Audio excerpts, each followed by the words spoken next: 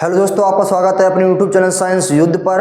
तो आज के वीडियो में क्लास 12th के केमिस्ट्री में जो चैप्टर आपका चल रहा था halo alkane and hello arene, उसमें आपने हेलो एल्केन के बारे में बहुत ही अच्छे तरीके से पढ़ लिया था। उसके रासायनिक गुण, भौतिक गुण और उपयोग, और जो मोस्ट इम्पॉर्टेंट रासायनिक अभिक्रियाएं थीं उनको भी आपने बहुत ही अच्छे तरीके से समझ लिया था। तो आज की वीडियो में आप सभी लोग स्टार्ट करेंगे हेलो एरीन क्या होता है और हेलो एरीन को किस प्रकार से आप समझेंगे। ठीक है, तो आप सभी लोग अपनी कॉपी और पेन निकाल लीजिए और हेडिंग लगा लीजिए हेलो एरीन। ठीक है, तो हम ज़्यादा समय न लेते हुए अपने वीडियो को स्टार्ट करते हैं। तो आप सभी लोग हेडिंग लगा लीजिए hello arene. Hello arene English में लिख सकते हैं हेलो एरीन। ठीक है, तो समझेंगे हेलो एरीन क्या होता है। आपने हेलो एल्केन को जिस प्रकार से समझा था कि हेलो एल्केन को समझने के लिए आपको एलिफैटिक यौगिक की आवश्यकता पड़ी थी, इसी प्रकार से हेलो एरीन को समझने के लिए आपको एरोमेटिक यौगिक की आवश्यकता पड़ेगी। और एरोमेटिक यौगिक की परिभाषा मैंने चैप्टर के स्टार्टिंग में ही आपको समझाई है, तो यदि पता नहीं है तो आप लोग ध्यानपूर्वक सुन लीजिए कि एरोमेटिक यौगिक क्या होता है। वे चक्रीय यौगिक जिनमें कम से कम 6 कार्बन परमाणु उपस्थित होते हैं और डबल बॉन्ड द्विबंध एकांतर क्रम में लगे होते हैं, उन्हें हम एरोमेटिक यौगिक कहते हैं। यदि इस परिभाषा को समझ में नहीं आया हो तो दूसरी परिभाषा मैंने लिखाई थी कि वे चक्रीय यौगिक जो हकल के नियम का पालन करते हैं एरोमेटिक यौगिक कहलाते हैं। और हकल का जो नियम था वो 4n+2 पाई था। ठीक है, बट जो पहले वाली इसकी परिभाषा है ये मोस्ट इंपॉर्टेंट है, यही परिभाषा आपकी काम आएगी। ठीक है, और एरोमेटिक यौगिक में जो एग्जाम्पल आपका है वो सबसे इंपॉर्टेंट एग्जाम्पल है बेंजीन। क्या है? बेंजीन। तो देखिए ध्यान से, यहाँ आप सभी लोग समझिए।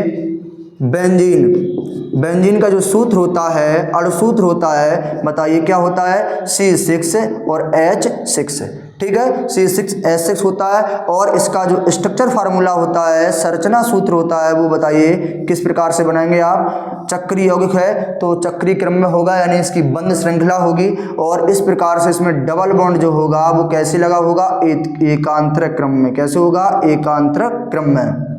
एकांतर क्रम का मतलब ये होता है कि इसके एक जगह डबल बॉन्ड लगने के बाद में एक स्थान छूट जाएगा, इसके बाद फिर डबल बॉन्ड लगेगा, फिर इसके बाद एक स्थान छूट जाएगा, फिर डबल बॉन्ड लगेगा, फिर एक स्थान छूट जाएगा। इसी प्रकार से क्रम होता रहता है। ठीक है, तो ये आपका जो स्ट्रक्चर बना है वो किसका बना है? बेंजीन का बना है। और बेंजीन के 6 नाभिक होते हैं, 1 2 3 4 5 6, और 6 नाभिक पर हाइड्रोजन और कार्बन उपस्थित होते हैं। वो मैं आपको इस प्रकार से दर्शा दे रहा हूँ। देखिएगा ध्यान से, यहाँ एक कार्बन होगा, यहाँ भी होगा, यानी 6 नाभिकों पर एक एक कार्बन इस प्रकार से उपस्थित होता है।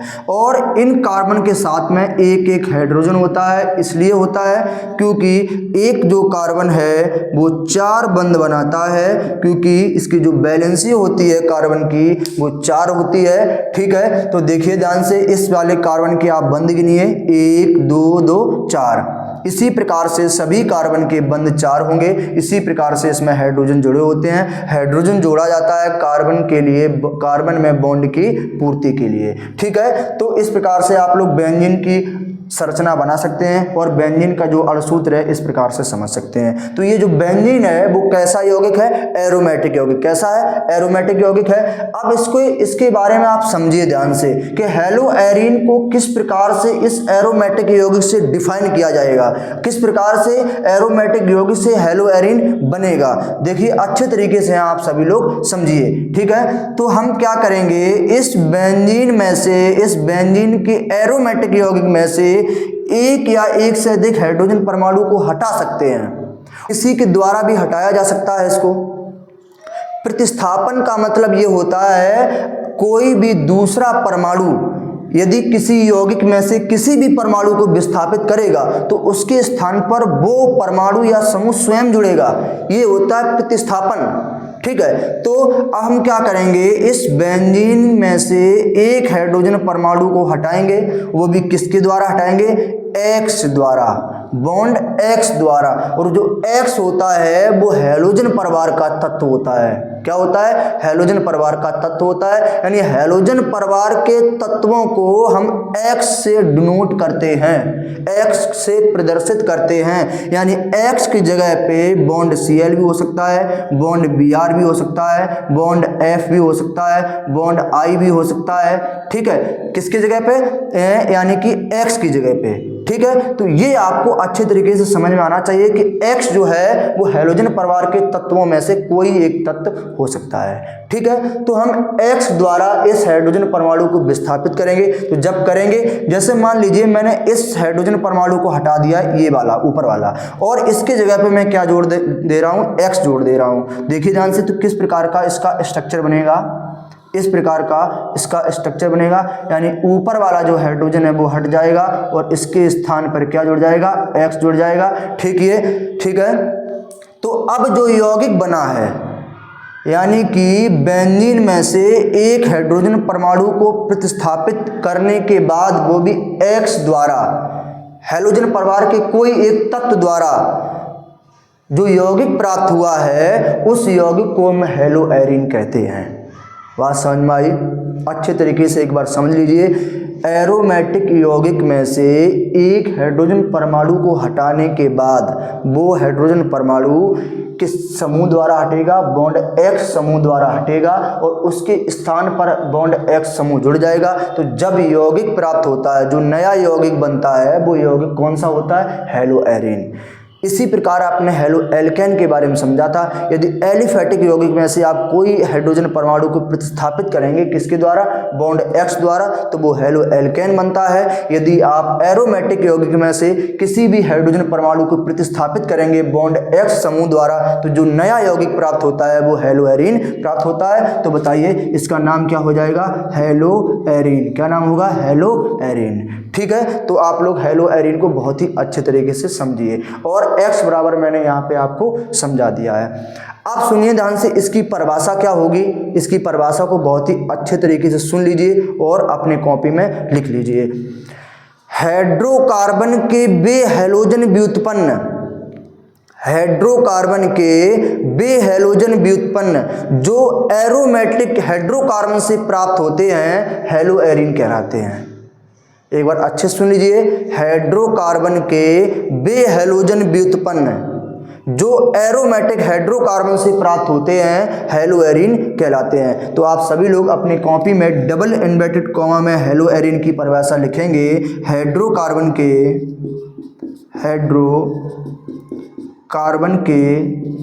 बे हैलोजन व्युत्पन्न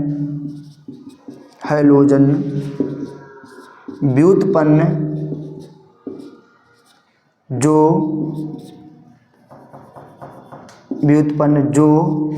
एरोमेटिक हाइड्रोकार्बन से प्राप्त होते हैं, एरोमेटिक हाइड्रोकार्बन से प्राप्त होते हैं,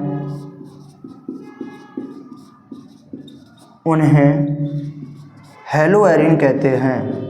उन्हें हैलो एरीन कहते हैं। ठीक है, तो बहुत ही सरल इसकी परिभाषा है। आप सभी लोग लिख लीजिए अपनी कॉपी में। हाइड्रोकार्बन के बे हैलोजन व्युत्पन्न जो एरोमेटिक हाइड्रोकार्बन से प्राप्त होते हैं, उन्हें हैलो एरीन कहते हैं। अब इसके बारे में और समझिए। हैलो एरीन को हम एरिल हैलाइड भी कहते हैं। क्या कहते हैं? हैलो एरीन को हम एरिल हैलाइड भी कहते हैं। तो इस पॉइंट को भी आप नोट में लिख लीजिए। हैलो एरीन को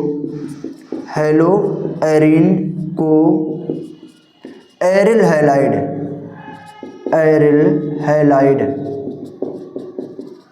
भी कहते हैं। ठीक है, तो हैलो एरीन को एरिल हैलाइड भी कहते हैं। तो आप सभी लोग अच्छे तरीके से लिखना, क्योंकि मैं यहाँ वीडियो बड़ी ना हो जाए क्योंकि वीडियो लॉन्ग नहीं हो जाए इसलिए मैं यहाँ जल्दी जल्दी लिखता हूँ, तो थोड़ी बहुत गलतियाँ हो जाती हैं लिखने में। तो लेकिन आप सभी लोग अपने कॉपी में इसका स्क्रीनशॉट ले लिया करें मोबाइल में और धैर्यपूर्वक अपने कॉपी में लिखा करें, जिससे गलती ना हो। और राइटिंग ही आपकी अच्छी होना चाहिए, क्योंकि यूपी बोर्ड एग्जाम के लिए राइटिंग बहुत महत्वपूर्ण है। ठीक है, तो यदि आपकी राइटिंग अच्छी नहीं है और आपने सब कुछ सही लिखा है, तभी एग्जामिनर जब चेक करता है तो उसमें नंबर देता नहीं है, पूरा नंबर नहीं देगा। 5 नंबर के क्वेश्चन में आपको 3 ही नंबर प्राप्त होंगे। ठीक है, यदि राइटिंग आपकी अच्छी है और थोड़ा बहुत गलत भी लिखा है, तभी आपको नंबर पूरा प्राप्त होगा। ठीक, तो राइटिंग पे विशेष ध्यान देना। मैं यहाँ बोर्ड पे लिखता हूँ, थोड़ा जल्दी जल्दी लिखता हूँ, क्योंकि वीडियो लॉन्ग नहीं बने, और वीडियो लॉन्ग बनती है तो आप सभी लोग वीडियो को स्किप कर देते हैं। ठीक है, तो आप लोग राइटिंग को बहुत ही अच्छे तरीके से अपनी कॉपी में लिखना। ठीक, तो हेलो एरिन को एरियल हैलाइड भी कहते हैं। आप सुनिए, हेलो एरिन को जो प्रकट करते हैं, जो इसका सामान्य सूत्र होता है वो क्या होता है, सुनिए ध्यान से, यहाँ आप पॉइंट लगा लीजिए। हेलो एरिन का सामान्य सूत्र क्या होता है, बेंजीन बनी होगी इस प्रकार से, और इस बेंजीन के ऊपर X जुड़ा होगा। इस प्रकार से बेंजीन होगी और इसमें एकांतरिक क्रम में डबल बॉन्ड लगे होंगे, और इस बेंजीन के ऊपर क्या जुड़ा होगा, X जुड़ा होगा, जहां X बराबर आपको पता है कोई हैलोजन परिवार का तत्व हो सकता है। ठीक है, तो ये बेंजीन का सामान्य सूत्र है। तो आप सभी लोग इसका स्क्रीनशॉट ले लीजिए। फिर बढ़ते हैं हेलो एरिन के मोस्ट इंपॉर्टेंट एग्जाम्पल की तरफ।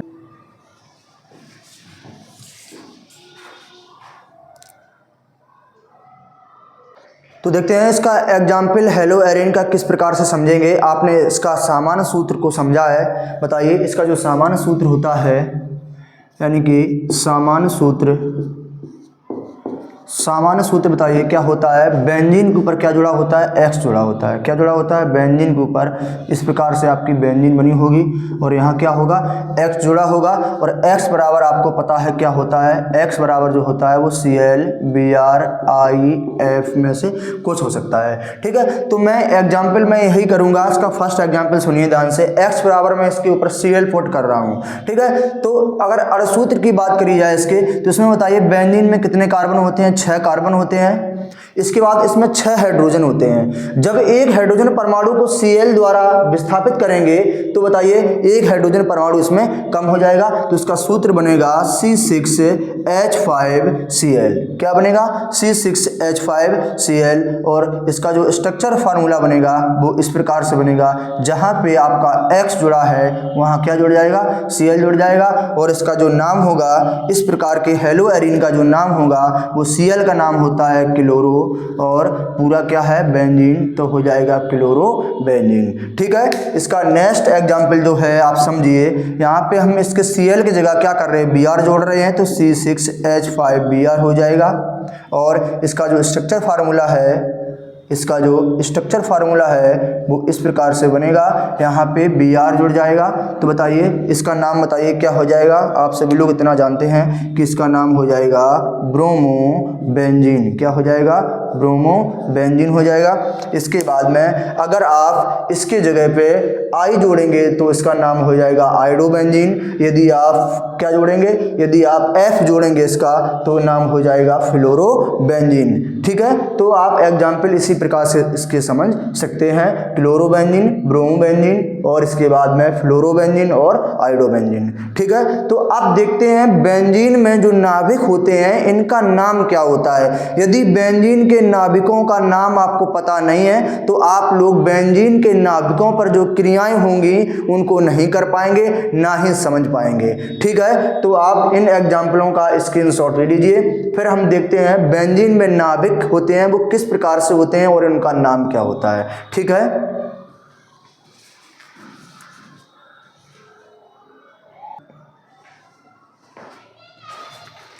तो आप लोग अब नोट डाल लीजिए और उस नोट में आप बेंजीन के नाभिकों के बारे में बहुत ही अच्छे तरीके से समझेंगे और अपने कॉपी में इसका नोट्स बना लेना। जब भी आप केमिस्ट्री पढ़ेंगे तो यदि आपने एरोमेटिक यौगिक के बारे में चर्चा की तो बेंजीन जरूर आएगा, और बेंजीन आएगा तो बेंजीन के नाभिक जरूर आएंगे और फिर उनका नामकरण करने में आपको प्रॉब्लम होगी। तो इसको बहुत ही अच्छे तरीके से आपको समझना है और वीडियो को पूरा देखना है, स्किप नहीं करना है। ये आज के लिए वीडियो आपकी बहुत इंपॉर्टेंट है, तो इसलिए देखिए। अब बेंजीन की बात करते हैं तो बताइए यहाँ बेंजीन का जो सूत्र होता है मैंने आपको बताया है, और सूत्र बताइए क्या होता है, C6H6 होता है, और स्ट्रक्चर फार्मूला मैंने बताया कि किस प्रकार से होगा। ठीक, तो मैंने इस प्रकार से एक बेंजीन बनाकर यहाँ तैयार कर दी है। ठीक, आप लोग देख लीजिए, ये आपकी बेंजीन बन गई है। इसके बाद यहाँ जो है वो डबल बॉन्ड जो लगे हैं वो एकांतर क्रम में लगे हैं। एकांतर क्रम का मतलब होता है एक जगह डबल बॉन्ड लगने के बाद एक बंद छूट जाएगा, यानी एक जगह छूट जाएगी, इसके बाद दूसरे जगह पे ये डबल बॉन्ड लगेगा। यहाँ इसकी जगह छूट जाएगी, इसके बाद यहाँ डबल बॉन्ड लगेगा, इस जगह छूट जाएगी, यहाँ डबल बॉन्ड लगेगा। यानी कि सीधी बात है कि एक स्थान छूटेगा, इसके बाद डबल बॉन्ड लगेगा। अब देखिए ध्यान से, यदि हम बेंजीन में देखिए ध्यान से कितने कार्बन होते हैं, 1 2 3 4 5 6, कितने होते हैं, 6 कार्बन होते हैं। यदि हम क्या करें, इस ऊपर वाले कार्बन में कोई फंक्शनल ग्रुप जोड़ दें। फंक्शनल ग्रुप का मतलब होता है क्रियात्मक समूह। क्या होता है, क्रियात्मक समूह। तो इसको आप हटा सकते हैं, X लिखना चाहें लिख सकते हैं, यदि बात कोई दिक्कत नहीं है। यहाँ आप लिख दें सीधा सीधा फंक्शनल ग्रुप। क्या हो जाएगा, फंक्शनल ग्रुप। ठीक है, फंक्शनल ग्रुप में अभी आपको बता दे रहे हैं, पहला आपका जो है वो OH हो जाएगा, इसके बाद में बॉन्ड OH, इसके बाद में बॉन्ड CHO हो जाएगा, बॉन्ड COOH हो जाएगा। यानी बॉन्ड OH का मतलब है एल्कोहल, बॉन्ड CHO का मतलब है एल्डिहाइड, बॉन्ड COOH का मतलब है कार्बोक्सिलिक एसिड। ठीक है, इसी प्रकार X भी हो सकता है, X बराबर होता है हैलाइड, यानी कि हैलोजन परिवार के तत्व। तो यहाँ पे कोई भी इसके जगह पे फंक्शनल ग्रुप हो सकता है। यदि फंक्शनल ग्रुप के जो बगल वाली जो पोजीशन दो हैं बेंजीन की, देखिए ध्यान से कौन कौन सी हैं। एक नंबर, यहाँ आप देखो इस बेंजीन में यदि नंबरिंग करेंगे, नामकरण के लिए नंबरिंग करेंगे तो क्लॉकवाइज होती है, एंटी क्लॉकवाइज नहीं होती, यानी घड़ी की सुई के अनुसार नंबरिंग की जाती है। तो 1 2 3 4 5 6 इस प्रकार से नंबरिंग की जाती है। तो इस फंक्शनल ग्रुप के जुड़ने के बाद इसके बगल वाली जो पोजीशन होती हैं, कौन सी, 2 और 6 वाले, ये जो पोजीशन होती हैं ये होती हैं ऑर्थो। दोनों पोजीशन जो होती हैं वो कौन सी होती हैं, ऑर्थो। इसका नाम होता है ऑर्थो पोजीशन। क्या होता है, ऑर्थो पोजीशन। ठीक है, यानी ऑर्थो स्थिति होती है इन दोनों की। इसको लिख लीजिए यहाँ, ऑर्थो पोजीशन। ठीक है, अब इस ऑर्थो पोजीशन के बगल वाली जो दो पोजीशन होती हैं ये होती हैं मेटा। कौन सी होती हैं, मेटा पोजीशन। कौन सी होती हैं, मेटा पोजीशन। और यहाँ भी हो जाएगी मेटा पोजीशन। ठीक है, इस मेटा पोजीशन के जस्ट बगल वाली जो होती है वो पैरा होती है, यानी कि क्रियात्मक समूह। फंक्शनल ग्रुप की जो हिंदी होती है वो होती है क्रियात्मक समूह। क्या होती है, क्रियात्मक समूह। ठीक है, तो क्रियात्मक समूह के जस्ट सामने वाली जो पोजीशन होती है वो होती है पैरा। कौन सी होती है, पैरा पोजीशन। ठीक है, तो ये बेंजीन में पोजीशन होती हैं। यदि आपको ये पता नहीं है तो आपको नामकरण करने में बहुत प्रॉब्लम क्रिएट होगी, इसलिए इनको बहुत ही अच्छे तरीके से नोट लगाकर अपनी कॉपी में नोट कर लीजिए। ठीक है, तो अब देखिए अब इसको किस प्रकार से पढ़ा जा सकता है। 2 और 6 पे कौन सी पोजीशन है, ऑर्थो है। तो बताइए 2, 6 बराबर O। O का मतलब क्या है, ऑर्थो। इसके बाद है 3 और 5। 3 और 5 पर कौन सी पोजीशन है, मेटा। मेटा का मतलब यहाँ हो जाएगा M।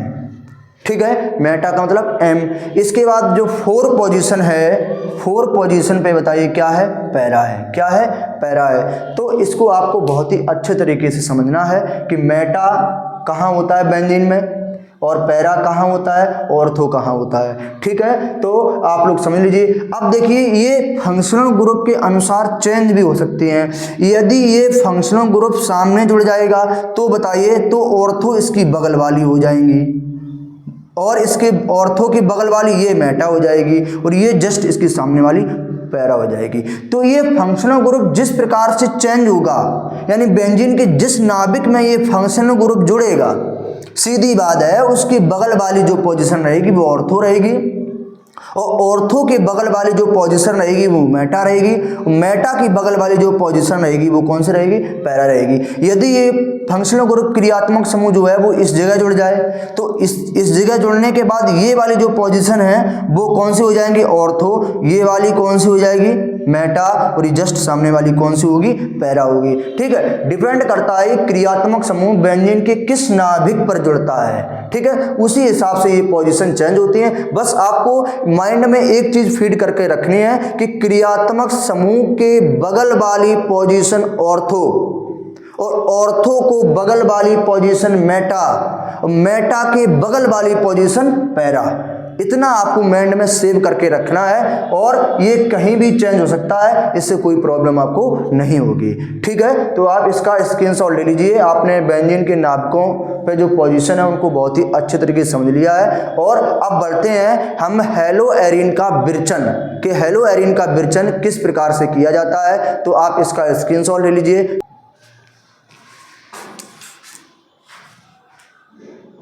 तो आप सभी लोग अपनी कॉपी में हेडिंग लगा लीजिए, हेलोएरिन का विरचन।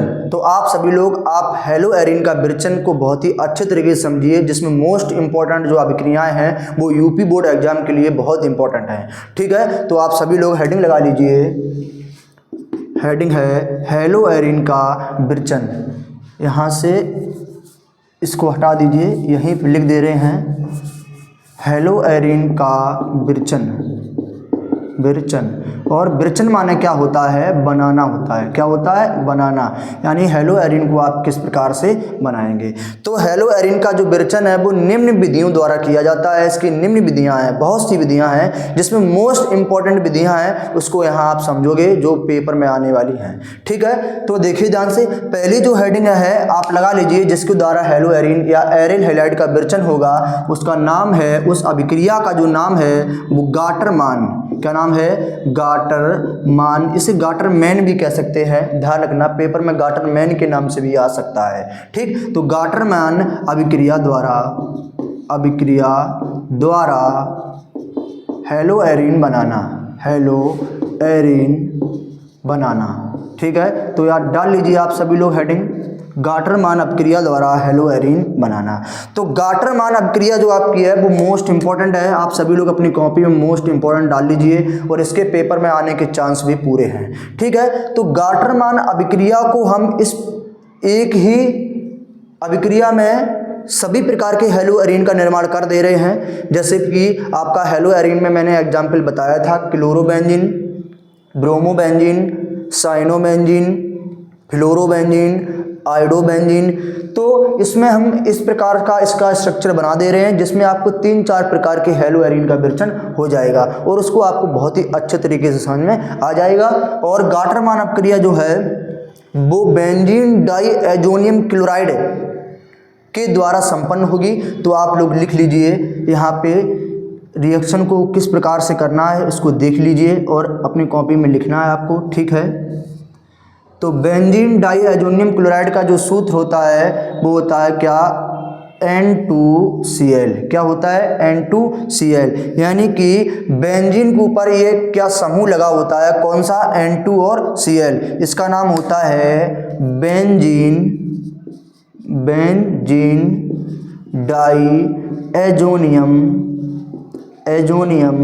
क्लोराइड। क्या नाम होता है, बेंजीन डाइएजोनियम क्लोराइड। यानी कि ये जो है वो डाइएजोनियम सॉल्ट है, एक प्रकार का लवण है, डाइएजोनियम सॉल्ट है। ठीक है, ये एक प्रकार का क्या है, लवण है। और इसका जो सूत्र होता है, अणुसूत्र होता है वो C6H5N2Cl। क्या होता है, C6H5N2Cl। अब इसकी क्रिया किससे करानी है वो आपको समझना है, इसकी क्रिया किससे करानी है वो आपको समझना है। देखिए हम बेंजीन डाइअजोनियम क्लोराइड की इसमें 3 रिएक्शन एक साथ शामिल कर दे रहे हैं, आप लोग बहुत ही अच्छे तरीके से समझ लीजिए। उत्प्रेरक इसमें जो होगा वो कॉपर उत्प्रेरक होगा, कॉपर चूड़ लिख लीजिए, और HCl की उपस्थिति होगी पहले वाले रिएक्शन में, दूसरे वाले में कॉपर चूड़ होगा और उपस्थिति होगी HBr की, इसके बाद में तीसरे वाले में कॉपर चूड़ होगा और उपस्थिति होगी HCN की। ठीक है, तो देखिए ध्यान से हम क्या करेंगे, इनको गर्म करेंगे। डेल्टा मतलब होता है गर्म करना।